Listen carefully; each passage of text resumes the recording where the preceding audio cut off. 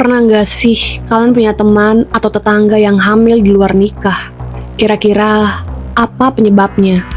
Angkat tangan kalau kamu pernah dengar atau bahkan punya teman, tetangga, atau kenalan yang tiba-tiba perutnya membesar padahal belum ada kabar nikahan. Jujur saja, pasti ada kan? Di balik senyum yang dipaksakan atau tatapan mata yang seringkali tertunduk, sebenarnya ada banyak sekali cerita yang tersembunyi di dalamnya. Kehamilan di luar nikah itu bukan sekadar angka dan statistik atau gosip dari tetangga. Ini adalah sebuah realita pahit yang dihadapi banyak orang yang ada di sekitar kita. Potret nyata individu, keluarga, dan tentu saja masyarakat. Jadi, kenapa ini bisa terjadi? Apa saja akar dari permasalahannya? Dan yang paling penting, apa saja sih kerugian yang bakal ditanggung? Yuk kita bongkar satu persatu di sini. Disclaimer ya guys, jadi cerita ini kita dapat dari berbagai sumber yang sudah beredar di media sosial dan sudah kita rangkum. Untuk lebih jelasnya, yuk kita bahas di True Story. Pemirsa, temuan kasus ratusan pelajar SMP dan SMA yang hamil di luar nikah mengejutkan semua pihak di Ponorogo, Jawa Timur. Terkuaknya fakta ini setelah Pengadilan Agama Ponorogo harus mengeluarkan permohonan dispensasi pernikahan anak di bawah umur dengan alasan sudah hamil, bahkan ada yang sudah melahirkan.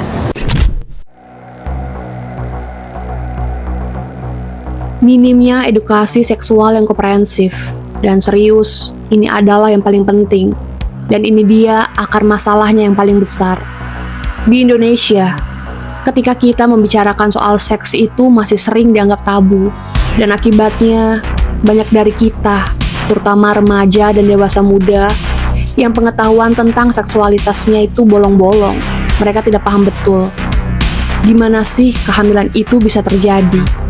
Proses biologisnya itu seperti apa? Dan ada nggak sih cara buat mencegahnya? Metode kontrasepsi itu apa saja dan gimana cara pemakaian yang benar? Bahayanya PMS itu seperti apa? Penyakit menular seksual itu bukan cuma mitos, tetapi ancaman yang nyata. Dan akhirnya, mereka cuma ngandelin info dari circle pertemanan atau internet yang belum tentu valid. Bahaya banget kan? Dan ini menjadi pintu gerbang buat perilaku yang beresiko.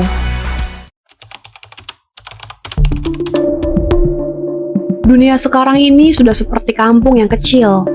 Film, musik, dan media sosial kita itu sering sekali menunjukkan hubungan intim sebagai hal yang biasa, tanpa embel-embel konsekuensi atau tanggung jawab. Ibaratnya cuma ditunjukkan yang enaknya saja, belum lagi tekanan dari teman-teman yang sebaya, rasa pengen diterima, tidak mau ketinggalan, atau cuma coba-coba bisa sekali bikin orang mengambil keputusan yang gegabah dan ujungnya pasti akan menyesal.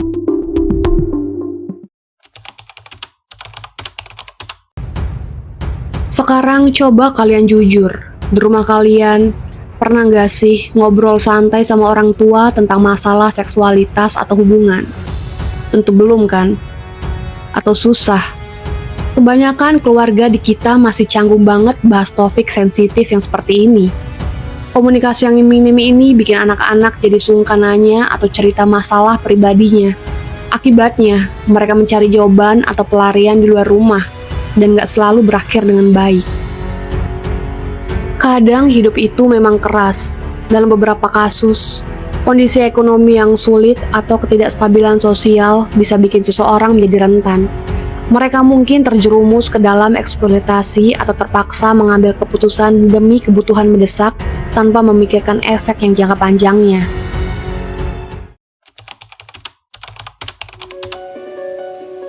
Nah, ini soal mental dan emosional. Kadang, meskipun kita sudah tahu ilmunya, kurangnya kontrol diri dan kemampuan buat mikir jernih di bawah tekanan emosi bisa jadi menjadi sebuah bumerang. Satu keputusan impulsif bisa berujung pada kehamilan yang tidak diinginkan. Ketika bayi datang tidak sesuai dengan rencana, kerugian yang terjadi pun tidak akan main-main. Percayalah, kehamilan di luar nikah itu bukan kiamat, tetapi dampak dan kerugiannya itu seperti efek domino yang bisa menjalar kemana-mana. ke individu yang hamil, ke bayinya, bahkan ke seluruh keluarga. Buat kamu, si ibu muda atau bapak muda yang sedang terjerumus ke dalamnya.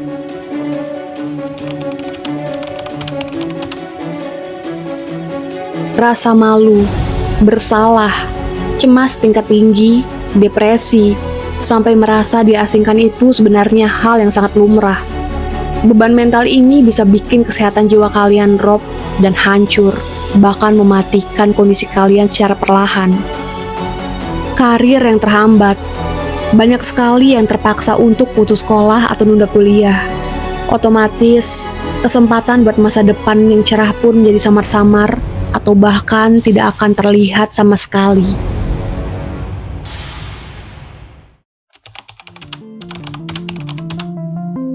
Sayangnya masyarakat kita masih sering banget untuk menjudge, dan stigma ini bisa bikin kalian dijauhi, diolok-olok, bahkan susah sekali untuk mencari kerja yang layak.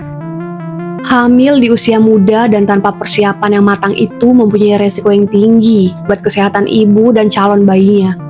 Komplikasi kehamilan dan persalinan bisa meningkat drastis pada masa fase itu. Ada 50.000 anak di Indonesia yang hamil di luar nikah. Ini kenapa anak-anak udah pada punya anak? Gimana ceritanya? Dengan sama CNN dan BKKBN. Ternyata ini semua karena kurangnya edukasi tentang hubungan, kehamilan, dan sebagainya. Karena pada nggak ngerti, makanya dilakuin. Mereka nggak tahu bahayanya gimana. Apa tanggung jawab yang harus kamu punya kalau udah ngelakuin? Semua itu belum diajarin. Makanya banyak anak-anak yang pada hamil.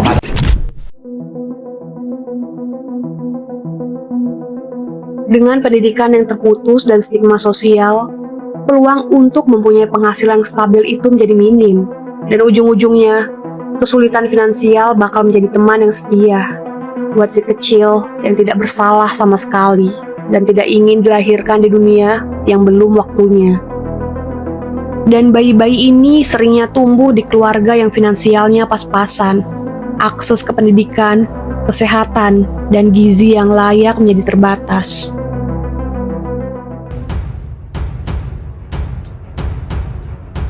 Meskipun si bayi tidak salah apa-apa, tetapi ia bisa ikut merasakan dampak stigma atau ejekan dari lingkungan sekitarnya. Tentu kasihan bukan? Dia tidak salah apa-apa, tapi dia ikut menanggung resiko dari orang tuanya. Kurangnya figur orang tua yang lengkap atau lingkungan keluarga yang tidak stabil bisa memicu masalah emosional dan perilaku pada anak. Ada kasus di mana anak punya pertanyaan besar tentang siapa ayah kandungnya, dan ini bisa sekali mengganggu perkembangan psikologisnya dan buat keluarga besar. Jika ada anggota keluarga baru yang tidak direncanakan, apalagi orang tuanya yang masih muda dan belum berpenghasilan, tentu ini bisa menjadi beban finansial yang sangat berat untuk keluarganya. Keluarga juga ikut merasakan tekanan dan rasa malu dari lingkungan. Ketegangan bisa meningkat, bahkan bisa memicu konflik di dalam isi rumah. Dinamika keluarga bisa berubah total. Peran dan tanggung jawab setiap anggota keluarga bisa menjadi berantakan. Dan intinya, kehamilan di luar nikah itu seperti cermin yang menunjukkan ada banyak celah di dalam sistem sosial kita. Ini bukan cuma soal siapa yang salah atau benar. Ini tentang pemahaman, edukasi, dukungan, dan tanggung jawab kita bersama.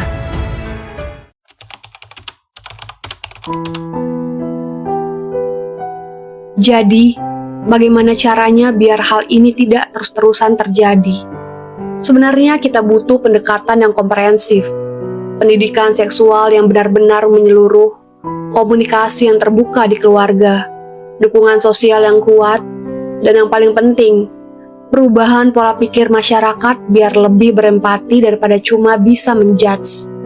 Cuma dengan begitu, kita bisa bantu mereka yang terjebak dan mencegahnya terjadi lagi di masa depan. Dan menurut kalian, dari semua poin di atas, mana yang paling krusial yang untuk kita benahi? Mari kita diskusi pada kolom komentar.